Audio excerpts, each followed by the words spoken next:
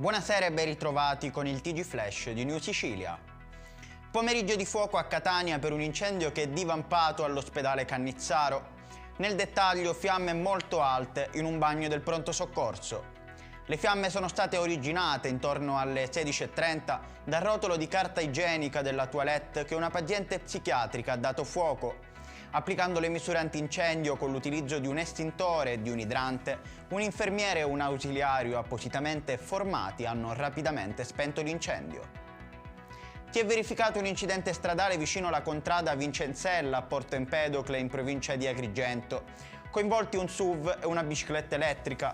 Il ragazzo di 13 anni a bordo della bici ha riportato ferite, ma sembra non essere in pericolo di vita. Il 118 comunque è stato allertato e ha trasferito il giovane al pronto soccorso di Agrigento.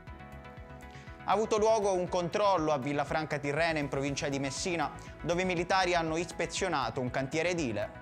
Durante il controllo i militari hanno riscontrato diverse violazioni alla normativa del settore, in particolare la mancata conformità alla viabilità del cantiere e la mancata formazione e informazione dei lavoratori.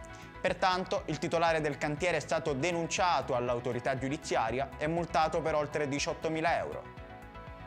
Buona notizia, ma solo a metà per la giornata di domani, 10 marzo 2023. La Protezione Civile regionale non comunica alcun allerta meteo, ma non si escludono piogge su Catania, Messina, Ragusa, Siracusa ed Enna. Praticamente mezza Sicilia è a rischio rovescio temporali, pur non essendoci un avviso specifico a riguardo.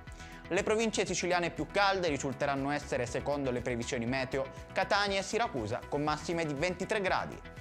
Ed è tutto per questa edizione, il prossimo appuntamento sarà domani alle ore 10.